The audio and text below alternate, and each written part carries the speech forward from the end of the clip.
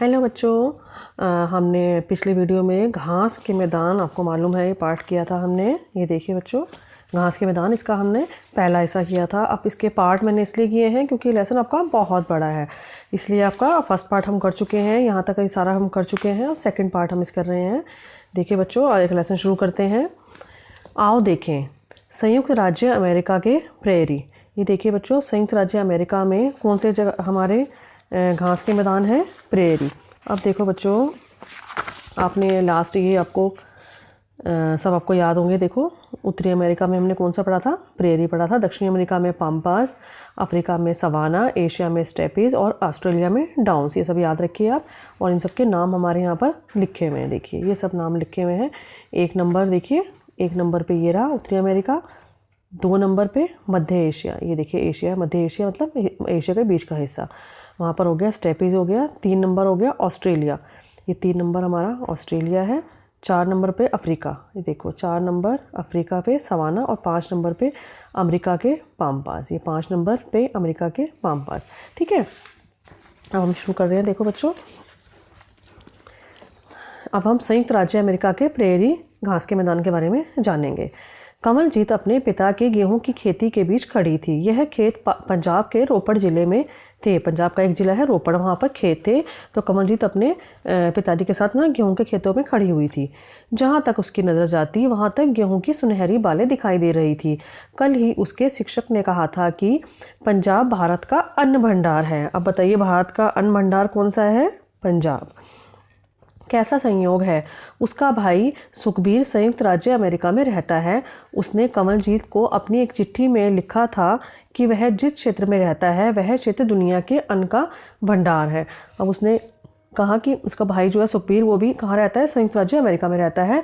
और उसने कहा कि जहाँ वो रहता है वो दुनिया के अन्न का भंडार है ना। और जबकि जो यहाँ जहाँ ये पंजाब में रहते हैं वो क्या है? वो भारत के अन्न का भंडार है। तो भारत के अन्न का भंडार कौन सा हुआ? हमारा पंजाब हो गया।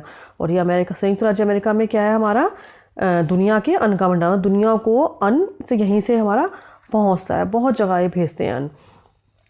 शिक्षक ने कमलजीत से कहा कि वह उत्तरी अमेरिका के प्रेरी की तस्वीर लाए जो उसके भाई ने भेजी थी। उसने कहा कि टीचर ने कहा ठीक है, तुम्हारा भाई जहाँ रहता है प्रेरी पे, तो वहाँ की फ़ोटो भेजे। अगले दिन कमलजीत अपने भाई की भेजी हुई तस्वीर कक्षा में उसने आकर लगाई और फिर उसने भाई की चिट्ठी पढ़कर सुनाई। अब चिट्ठी सुना रही है वो। प्यारी बहन, मैंने सोचा था कि लोहड़ी की ठंड से बढ़कर कोई ठंड नहीं हो सकती है, परंतु संयुक्त राज्य अमेरिका के मध्य पश्चिमी भाग में उससे कहीं ज़्यादा ठंड है। दिसंबर में खेत बर्फ से ढके रहते हैं। बसंत में जब बर्फ़ पिघलती है तो किसान बीज बोते हैं। देखो बेटा, दिसंबर में तो वहाँ क्या है? बर्फ़ से सारे खेत ढके हुए हैं। और बसंत ऋतु में, बसंत के मौसम में, जब हमारा फरवरी का मौसम होता है ना, तब क्या होता है? बर्फ़ पिघलती है तो किसान तब उसमें बीज बो देते हैं। गर्मी खत्म होने तक गेहूं की फसल कटने को तैयार हो जाती है। जब तक गर्मी खत्म होती है तब तक क्या होती है? फसल कटने को तैयार हो जाती है पूरी। यहाँ पर गर्मी तो होती है पर भारत की तरह नहीं। हमारे पंजाब के विपरीत यहाँ पेड़ ना के बराबर हैं। यहाँ के खेत हमारे खेतों की तुलना में बहुत ज़्यादा बड़े होते हैं। इन बड़े बड़े खेतों के बीच में मकानों की एक छोटी सी बस्ती है जहाँ किसान अपने परिवार और कुछ मजदूरों के साथ रहता है जो उनकी सहायता करते हैं। उनके मकान के समीप पशुओं के लिए मवेशी घर होते हैं। जैसे भाई, अब जो इंसान है ना, मकान, वो तो अपने मकानों में रहेंगे। अब इतने सारे जानवर जो हैं उनके साथ रहते हैं, उनके लिए घर चाहिए ना, तो जानवरों के रहने की जगह होती है, उसे क्या बोलते हैं? मवेशी घर। ठीक है, पशुओं के लिए जो उनके पालतू पशु हैं ना, उनके लिए क्या है? उनके रहने की जगह बोलते हैं मवेशी घर। देखो बच्चों, अब इसमें हमारा प्रश्न आया है, भारत का कौन सा राज्य अन्न का भंडार है? हमने पढ़ा है अभी पंजाब। कौन सा क्षेत्र दुनिया के अन्न का भंडार है? उत्तरी अमेरिका। उत्तरी अमेरिका में क्या है? हमारा प्रेरी प्रदेश है ना। ये देखो, हमने पढ़ा है अभी भी, यहाँ पढ़ा है ना प्रेरी में। अब देखिए बच्चों, संयुक्त राज्य अमेरिका में दिसंबर के महीने में खेत कैसे होते हैं? खेत बर्फ़ से ढके होते हैं, ये भी पीछे पढ़ा है हमने। किसान कब बीज बोते हैं? बसंत में बर्फ़ के पिघलने पर किसान बीज बोते हैं। गेहूं कब काटते हैं? गर्मी खत्म होने पर गेहूं काटते हैं। मवेशी घर किसे कहते हैं? पशुओं के रहने की जगह को मवेशी घर कहते हैं। ठीक है बच्चों, ये प्रश्न देखो हो गया। अब देखो, अब एक चित्र देखते हैं हम यहाँ पर। मशीनों द्वारा फसलों की कटाई, जानवरों को बाड़े में ले जाते ग्वाले। देखो बेटा यहाँ पर क्या है, मशीनों के द्वारा ये फसलों की कटाई जो होती है, ये फसलें हैं जो, इसकी कटाई किससे हो रही है, मशीनों से हो रही है। और जो ये है, ये जानवरों के को बाड़ों तक, ये जहाँ पर जानवर जो है सारे घूम रहे हैं यहाँ पर, इनको देखो घोड़े पे लेके जा रहे हैं, तो ये घोड़े से इनको ये हाँकते हैं, एक तरह से बोलते हैं इनको जाने के लिए, जैसे इनका इशारा होता है, उनको बाड़े में ले जाते हैं, ग्वाले जो होते हैं। अच्छा, पीछे हमने एक चित्र था यहाँ पर जो उसने तस्वीरें भेजी थी, उसने अपने शिक्षक को दी हैं, जो उसके भाई ने भेजी थी अमेरिका से। तो उसमें देखो ये है मशीन द्वारा गेहूं की कटाई। वहाँ पर देखो मशीन से, यहाँ तो हमारे हाथ से करते हैं ना, तो वो देखो मशीन से गेहूं हमारी कटती जाती है, बहुत जल्दी कटती है हमारी, ठीक है।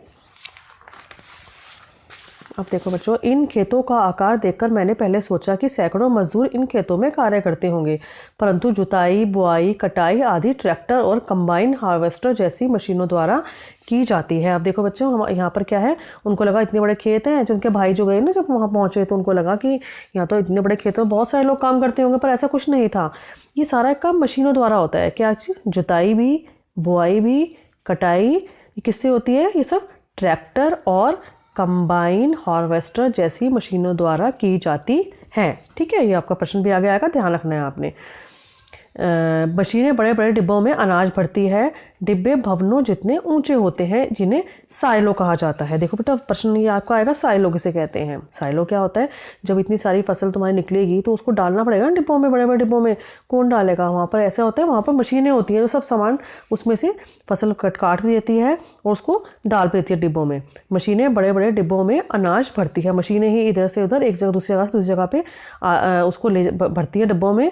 और डब्बे कितने होते हैं? इतने ऊंचे जितनी बड़ी बड़ी बिल्डिंग्स होती हैं, इतने बड़े भवनों जितने ऊंचे डिब्बे होते हैं, और इनको बोलते हैं साइलो कहते हैं। जिस काम को पूरा करने में कई दिन लग सकते हैं, मशीनें इस काम को कुछ ही घंटों में पूरा कर देती हैं। आज प्रेरी में किसान गेहूं, जौ, राई, गन्ना और मक्का उगाते हैं। यहाँ उत्पादित गेहूं अन्य देशों को निर्यात भी किया जाता है। देखो बच्चों, ये किसान यहाँ पर ये सब चीज़ें उगाते हैं, गेहूं, जौ, राई, गन्ना, मक्का, ठीक है। और यहाँ उत्पादित मतलब यहाँ जो पैदा होते हैं गेहूँ सारा वो कहाँ? अन्य देशों को भी निर्यात होता है तुम्हारा, उसको भेजना, ठीक है। दूसरे देशों में भी जहाँ ज़रूरत होती है, उन देशों में जहाँ पर देखो बेटा सब जगह तो सब फसलें उगती नहीं है ना, हर जगह की हमारा जलवायु अलग होती है, वहाँ का हमारा प्राकृतिक वातावरण अलग है। तो जिस जगह पे उगती है, जहाँ जो चीज़ ज़्यादा उगती है, वो दूसरे को चीज़ दे देता है, वो है ना, वहाँ उनको चीज़ों को बेच दिया उसने। तो ऐसे ही क्या हुआ, यहाँ जो उत्पादित गेहूँ है उसको वो अन्य देशों को निर्यात कर देते हैं, ठीक है। पश्चिमी प्रेरी के पहाड़ी इलाके में मिट्टी मोटी और कम उपजाऊ है, वर्षा भी कम होती है। कुछ किसान आलू उगाते हैं, अन्य किसान खुली घास भूमि में मवेशी पालते हैं, इन्हें रेंज कहते हैं। अब देखो बच्चा, ये भी आपको प्रश्न आएगा कि रेंज किसे कहते हैं, तो आपको ये पूरा समझना है कि जो प्रेरी का पश्चिमी हिस्सा है, ठीक है, पश्चिमी प्रेरी का एक जो इलाका है वहाँ पहाड़ी है, पहाड़ी एरिया है, वहाँ मिट्टी कैसी है? मोटी और कम उपजाऊ होती है। कम उपजाऊ में ज़्यादा फसल उगेगी नहीं, और वहाँ वर्षा भी कम होती है। तो कुछ किसान वहाँ पर आलू उगाते हैं, और अन्य किसान क्या होते हैं? खुली घास भूमि में मवेशी पालते हैं। वहाँ पर जानवर जो होते हैं इन्हें रेंच कहते हैं। मवेशियों का पालन ज़्यादातर मांस के लिए किया जाता है। यहाँ पर जहाँ पर मवेशी पाले जाते हैं ना, जो एरिया रहा रेंच का एरिया है जो, उसको वहाँ वो क्या किस लिए पालते हैं जानवरों को? ज़्यादातर मांस के लिए, जिसका यूरोप को भी निर्यात किया जाता है। यूरोप में भी मांस को इनको भेजा जाता है, निर्यात किया जाता है। इस पश्चिमी प्रेरी में बड़े डेयरी फार्म एक विशेषता है। यहाँ मवेशी इतनी संख्या में पाले जाते हैं कि दूध दोहने का काम भी मशीनों के द्वारा किया जाता है। यहाँ पर क्या है, इतने जानवरों को आपको देखा कि मांस के लिए तो पालते ही हैं, साथ में जानवरों को दूध के लिए पालते हैं। दूध इतनी अधिक मात्रा में होता है कि यहाँ पर देखो, ये जो है जानवरों का दूध किससे निकाला जाता है? मशीनों के द्वारा। देखो यहाँ ये अंदर सारे ये अंदर का मवेशी घर होता है जो, यहाँ पर बाहर मशीन लगा देते हैं। देखो मशीन में जा रहा है दूध, और इनके दूध निकाला जाता है ऐसे। छुट्टियाँ होने पर यहाँ आ जाओ, मैं तुम्हारा इंतज़ार कर रहा हूँ। तो तुम स्वयं यहाँ के विशाल प्रेरी को देख सकती हो। भाई का, ये आपको पता है भाई का पत्र है ये, है ना, जो पढ़ के अपने भाई का पत्र है जो उसने वो दिखाया है टीचर को अपने। तो उसके भाई के पत्र में भाई ने लास्ट में लिखा है कि तुम यहाँ पर आओ तो तुम्हें प्रेरी प्रदेश देख के बहुत अच्छा लगेगा, ठीक है। अब ये आपका आ गया खाली स्थान भरने। आपको ये अब की बार आप खुद से करोगे, क्योंकि आपको पाठ समझाते जा रही हूँ मैं। देखिए पहला है, संयुक्त राज्य अमेरिका में जुताई, बुआई और कटाई डैश जैसी मशीनों द्वारा की जाती है। ये हमने अभी यहाँ पर पढ़ा है ना। कंबाइन हार्वेस्टर जैसी मशीनों द्वारा की जाती है, यहाँ पर हो गया। प्रेरी के किसान गेहूँ, डैश डैश डैश और मक्का, है ना, क्या उगाते हैं? ये हमने अभी पढ़ा है, गेहूं, जौ, राई, गन्ना और मक्का उगाते हैं। ये यहाँ इनके आप नाम लिख देंगे। पश्चिमी प्रेरी के इलाके में मिट्टी डैश और डैश उपजाऊ है। ये भी आपको पता है। देखो पश्चिमी प्रेरी में कैसी होती है मिट्टी? मोटी और कम उपजाऊ है। ठीक है, तो लिखोगे यहाँ पर कैसी है? मोटी और कम उपजाऊ है। मवेशियों का दूध कौन दोहते हैं? मशीनें, है ना। अगला मज़े की बात, मंगोलिया का स्टेपेज। अब हम मंगोलिया जगह में आ गए हैं। देखो बच्चों, मंगोलिया में देखते हैं अब क्या है। ये पहले आप देखो स्टेपेज कहाँ पर है। आपने हर बार जब भी आप नया शुरू करो ना, नई जगह के बारे में पढ़ो, तो उसके बारे में आप देख लो उसकी स्थिति कहाँ पर है। देखो बच्चों, ये रहा आपका स्टेपेज, है ना। अब हम स्टेपेज की जगह के बारे में पढ़ रहे हैं। यहाँ पर है मंगोलिया। मंगोलिया के वृक्षहीन स्टेपेज। वृक्षहीन मतलब वृक्ष मतलब कि जहाँ पर वृक्ष होते हैं, पेड़, हीन मतलब जहाँ पर नहीं है ना, जहाँ पर पेड़ ही नहीं है वहाँ पर। मंगोलिया के वृक्षहीन स्टेपेज ने हजारों वर्षों तक खानाबदोश पशुपालकों और घुड़सवारों का पोषण किया है। खानाबदोश कौन होते हैं? जो एक स्थान पर टिक कर नहीं रहते, जगह जगह घूमते रहते हैं, आज यहाँ कल वहाँ। कोई उनका अपना स्थायी घर नहीं होता, अपने सामान के साथ वो इधर उधर घूमते रहते हैं। आज यहाँ चले गए अपना सामान लेके, अगली बार कहीं और तंबू लगा लिया, वहाँ बैठ कर जाके। ठीक है, तो क्या है यहाँ पर बहुत तेज़ हवाएं चलती है। यह दुनिया का सबसे विशाल घास का मैदान है, जो आज भी अपने प्राकृतिक रूप में है। घुटने तक ऊंची घास करीब कितना है आपका? 2,50,000 वर्ग किलोमीटर में फैली है। इतनी ऊंची घास है, कहाँ पर फैली हुई है? इतने बड़े एरिया, 2,50,000 वर्ग किलोमीटर एरिया में फैली हुई है। यह क्षेत्रफल बांग्लादेश से दुगना है। मतलब जितना बड़ा बांग्लादेश हमारा एक कंट्री है ना, उससे डबल एरिया की इतनी बड़ी घास का मैदान है वहाँ पर। इससे दुगने साइज़ का है ये बांग्लादेश से। बस्तियां बहुत कम हैं। लगभग 10 लाख मंगोलियाई चिंकारा स्टेपेज में प्रवास करते हैं। कभी कभी ये 2,50,000 या उससे अधिक के झुंड में होते हैं। एशिया का यह अनोखा दृश्य है। देखो बच्चों, ये मंगोलिया का एरिया है, ये स्टेपेज है। देखो ये वहाँ बहुत बड़े घास के मैदान है, वो दूर तक कुछ दिखता ही नहीं है, घर ही दिखते होता ही नहीं, बस क्या होता है, घास ही घास फैली हुई है। 2,50,000 एरिया का देखो ये है यहाँ पर, और बस्तियाँ बहुत कम हैं। और यहाँ पर क्या है, यहाँ पर 10 लाख मंगोलियाई चिंकारा स्टेपेज में प्रवास करते हैं, वहाँ पर घूमते रहते हैं। ठीक है, और ये क्या होते हैं, कभी कभी ये इतने बड़े झुंड में घूमते हैं। 2,50,000 की संख्या में होते हैं चिंकारा जो घूमते हैं यहाँ पर। अब देखो बच्चों, यहाँ पर आपके प्रश्न आ गए हैं।